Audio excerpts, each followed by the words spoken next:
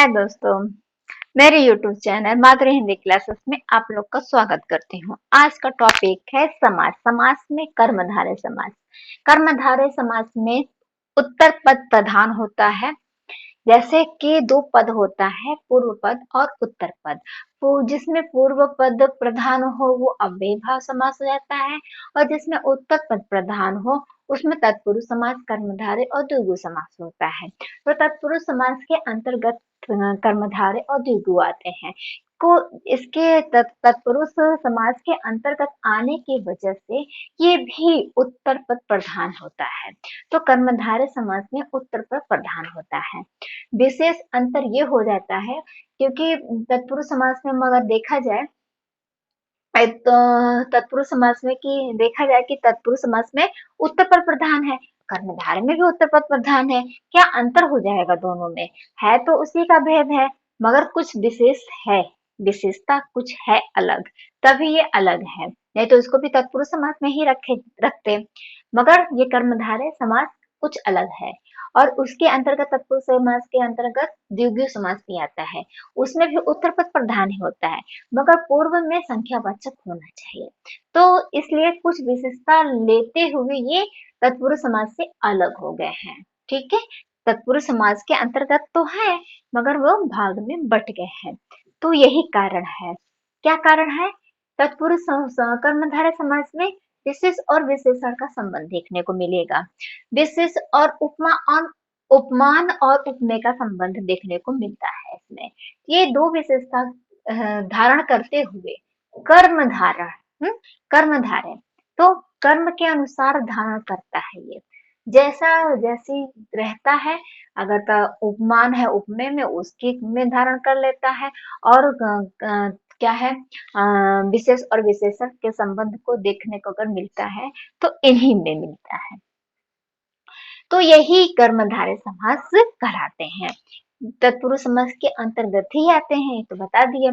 तो इसके एग्जाम्पल से हम समझेंगे और अच्छे से समझेंगे इसको कि कैसे इसकी विशेषता अलग है तत्पुरुष समास से। तत्पुरुष समास में भी उत्तर पद प्रधान, कर्मधारय में भी उत्तर पद प्रधान। क्या है विशेष विशेष कारण से अलग है ये? तो चरण कमल एग्जाम्पल से बताएंगे। कमल क्या है? चरण कैसा है? कमल रूपी चरण है। कमल रूपी चरण।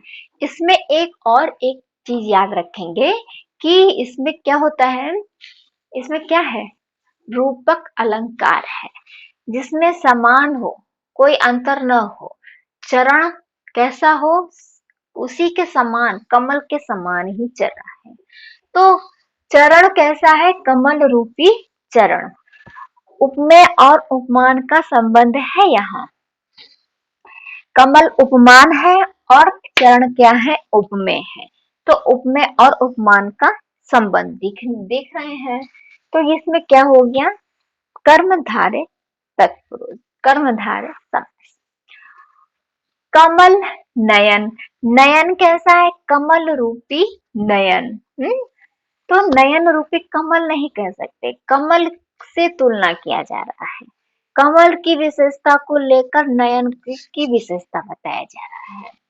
मुख चंद्र, चंद्रमा के समान क्या है? मुख है।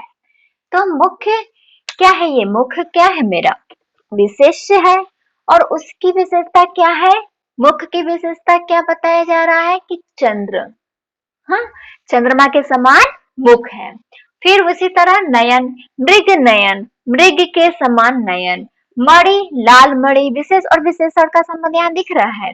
मणि विशेष और इसकी विशेषता क्या है? लाल, तो विशेषण। परम आनंद, आनंद कैसा है? आनंद है, विशेष है। और परम आनंद उसकी विशेषता है। आनंद भी आनंद मतलब बहुत अच्छी आनंद। और क्या है? मेरा, मरा, मरा कैसा, किस हालत में मर रहा, कैसा मधा है?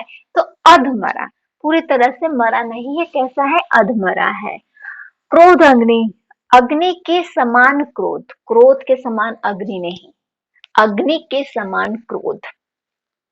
ठीक है, अग्नि रूपी क्रोध भी कह सकते हैं, क्रोध रूपी अग्नि नहीं हो सकता।